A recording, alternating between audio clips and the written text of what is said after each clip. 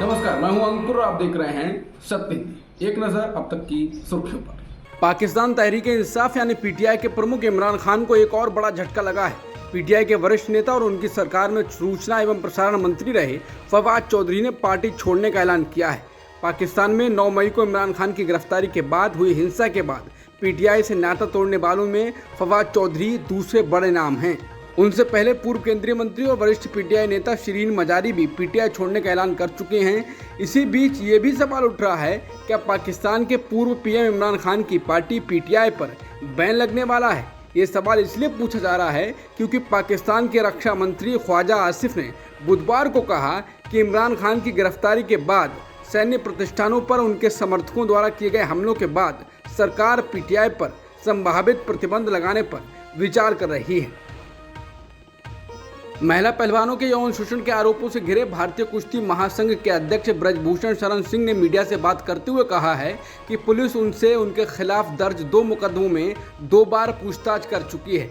उन्होंने कहा कि मेरे साथ 2 बार पुलिस पूछताछ कर चुकी है, 5-5, 6-6, 7-7 घंटे पूछताछ कर चुकी है। फिर भी अगर कुछ बाकी होगा, जब भी पुलिस बुलाएगी मैं चला जाऊँगा। इसके साथ ही उन्होंने फिर से नार्को टेस्ट को मुद्दा बनाया। उन्होंने कहा कि मेरा मानना है कि ये खिलाड़ी स्वयं नहीं बैठे हैं, बिठाए गए हैं। सबसे ज़रूरी नार्को टेस्ट है वो उन खिलाड़ियों का है और मेरा है, और पुलिस को लगता है कि दाएं कोई है तो उनका भी करा ले, क्या दिक्कत है। लेकिन प्रमुख रूप से पहलवानों का है और मेरा है तो मैं तैयार हूँ। अब प्रक्रिया कैसे होगी वो उनकी जिम्मेदारी है। कांग्रेस नेता राहुल गांधी ने नए पासपोर्ट के लिए एक याचिका दाखिल की है, जिसके विरोध में सुब्रमण्यम स्वामी उतर आए हैं। उन्होंने विरोध करते हुए कहा कि इससे नेशनल हेराल्ड मामले में जांच प्रभावित हो सकती है।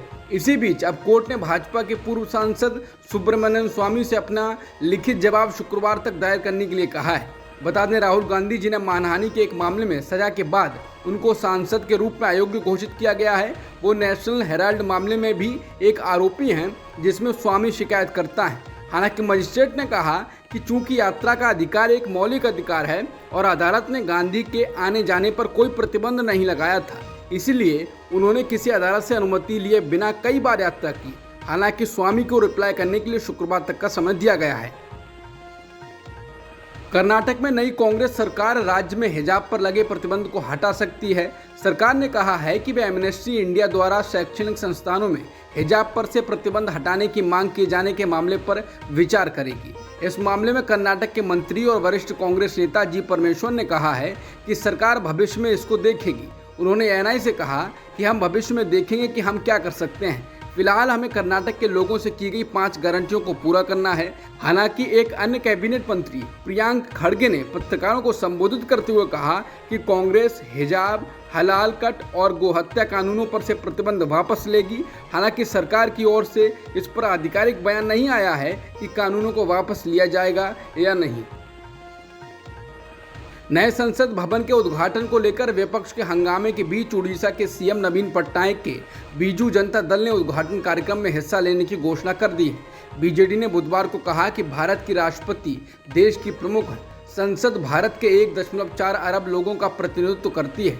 दोनों संस्थान भारतीय लोकतंत्र के प्रतीक हैं और भारत के संविधान से अपना अधिकार प्राप्त करते हैं। बीजेडी का मानना है कि ये संवैधानिक संस्थाएं किसी भी मुद्दे से ऊपर होनी चाहिए जो उनकी पवित्रता और सम्मान को प्रभावित कर सकता है। इस तरह के मुद्दों पर बाद में हमेशा बहस हो सकती है, इसलिए बीजेडी इस महत्वपूर्ण अवसर का हिस्सा होगी। कई विपक्षी पार्टियों ने 28 मई को प्रधानमंत्री मोदी के हाथों नए संसद भवन के उद्घाटन के खिलाफ मोर्चा खोला हुआ है। कांग्रेस सहित देश की 19 विपक्षी पार्टियों ने एक संयुक्त बयान जारी करते हुए नए संसद भवन का प्रधानमंत्री मोदी द्वारा उद्घाटन के बहिष्कार करने का फैसला किया है। इससे पहले CPM, CPI, RJD, DMK, NCP, Shiv Sena, UBT, TMC और आप ने मोर्चा खोला हुआ था। ये पार्टियां उद्घाटन के लिए 28 मई की तारीख चुने जाने के खिलाफ भी आवाज़ उठा रही हैं। 28 मई को वीडी सावरकर की जयंती होती है। हालांकि भारत राष्ट्रीय पार्टी की ओर से कहा गया है कि अभी तक इस समारोह को लेकर पार्टी ने कोई फैसला नहीं किया है। राहुल गांधी ने नए संसद भवन के उद्घाटन के लिए राष्ट्रपति को नहीं बुलाने के लिए बीजेपी को निशाने पर लिया। राहुल ने कहा कि राष्ट्रपति से संसद का उद्घाटन न करवाना और न ही उन्हें समारोह में बुलाना ये देश के सर्वोच्च संवैधानिक पद का अपमान है। संसद अहंकार की ईंटों से नहीं, संवैधानिक मूल्यों से बनती है। नए संसद भवन पर हो रहे विवाद के बीच गृह मंत्री अमित शाह ने प्रेस कॉन्फ्रेंस में बताया है कि नए संसद भवन को 60,000 श्रम योगियों ने रिकॉर्ड समय में बनाया है, इसलिए पीएम मोदी इस मौके पर सभी श्रम योगियों का सम्मान भी करेंगे। विपक्ष के बहिष्कार पर अमित शाह ने कहा, इसे राजनीति से ना जोड़ें, राजनीति तो चलती रहती है, हमने सबको आमंत्रित किया है, हमारी इच्छा है कि सभी इस कार्यक्रम में हिस्सा लें। एआईएमआईएम के प्रमुख असदुद्दीन ओवैसी ने नए संसद भवन को लेकर कहा है कि अगर नए संसद भवन का उद्घाटन पीएम मोदी करेंगे तो वो और उनकी पार्टी इस समारोह का हिस्सा नहीं बनेगी। इसके साथ ही उन्होंने ये भी कहा है कि उद्घाटन स्पीकर ओम बिरला को करना चाहिए और ऐसा हुआ तभी वो समारोह का हिस्सा बनेंगे। उन्होंने कहा कि इसका उद्घाटन प्रधानमंत्री को नहीं करना चाहिए, ये अधिकारों के बंटवारे के खिलाफ है। ओवैसी ने कहा ये स्पीकर के कार्यक्षेत्र में हस्तक्षेप हो रहा है। उन्होंने कहा कि विपक्ष जो कह रहा है उसका उद्घाटन राष्ट्रपति को करना चाहिए, वो भी गलत है। उन्होंने कहा कि आर्टिकल 53 के तहत राष्ट्रपति भी कार्यकारिणी का हिस्सा हैं।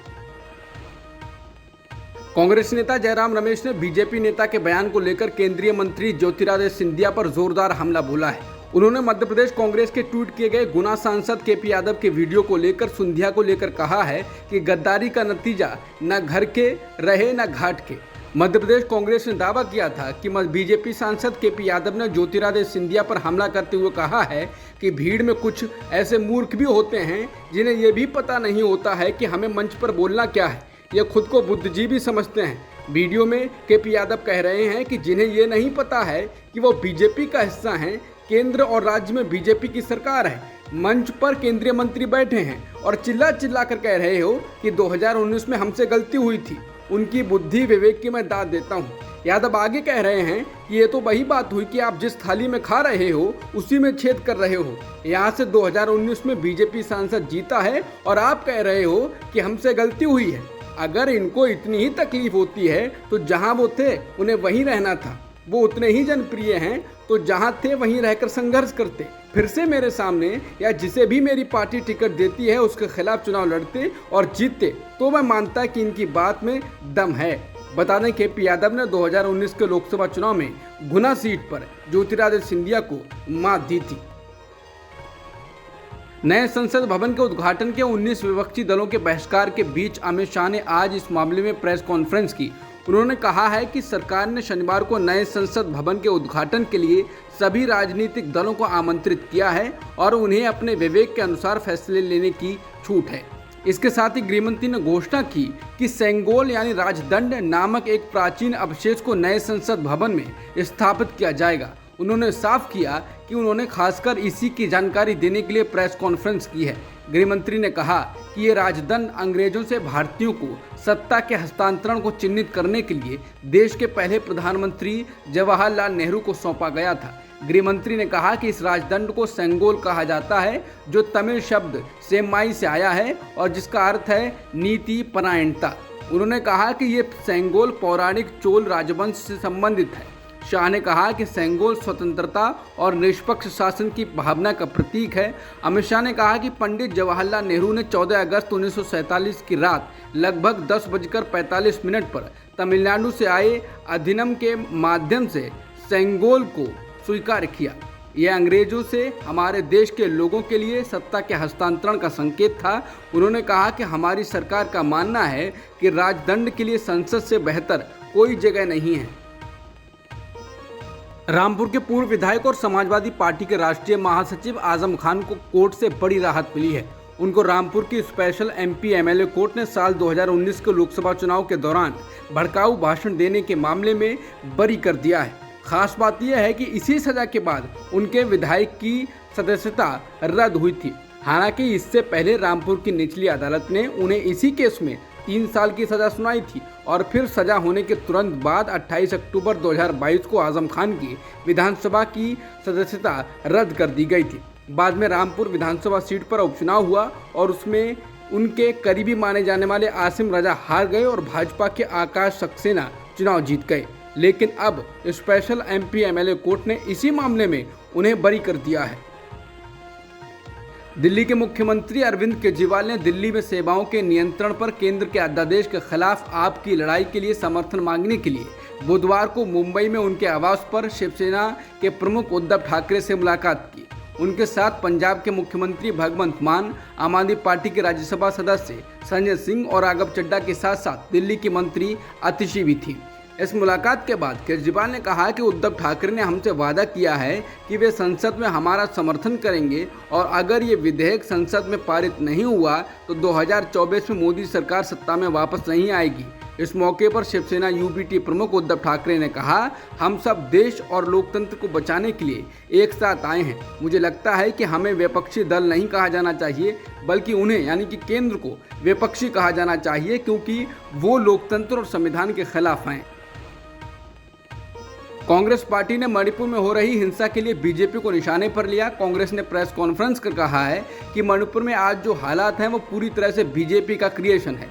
समुदायों के बीच कोई झगड़ा था ही नहीं। जब से बीजेपी को ये समझ आ गया है कि दोनों समाजों को बांट करके ध्रुवीकरण करा के अपनी राजनीतिक रोटी ये लोग सेंक सकते हैं, तब से ये हुआ है। कांग्रेस ने कहा कि बीजेपी को देश से कोई मतलब ही नहीं है, उन्हें बस सत्ता पाना है। उन्होंने लोगों में अलग अलग तरीके से दरारें पैदा की हैं। कभी कुकी समाज के लोगों को जंगल से हटाया गया, कभी चर्च तोड़े गए।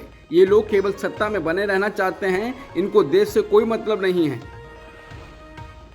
ईडी ने दिल्ली की अब रद्द कर दी गई शराब नीति से जुड़े मामले में बुधवार को आम आदमी पार्टी के नेता और सांसद संजय सिंह के कई सहयोगियों के परिसरों पर छापा मारा है। ईडी के सूत्रों ने कहा कि संजय सिंह के करीबी सहयोगी अजीत त्यागी के आवास और कार्यालय और जो अन्य व्यवसायी और ठेकेदार शामिल थे जिन्हें कथित रूप से नीति से लाभ हुआ था, उनके ठिकानों पर तलाशी ली जा रही है। इसी को लेकर संजय सिंह ने ट्वीट कर कहा है कि मोदी की दादागिरी चरम पर है, मैं मोदी के तानाशाही के खिलाफ लड़ रहा हूँ। ईडी की फर्जी जांच को पूरे देश के सामने उजागर किया। ईडी ने मुझसे गलती मानी, जब कुछ नहीं मिला तो आज मेरे सहयोगियों अजीत त्यागी और सर्वेश मिश्रा के घर ईडी ने छापा मारा है। सर्वेश के पिता कैंसर से पीड़ित हैं। ये जुर्म की इंतहा है, चाहे जितना जुर्म करो लड़ाई जारी रहेगी।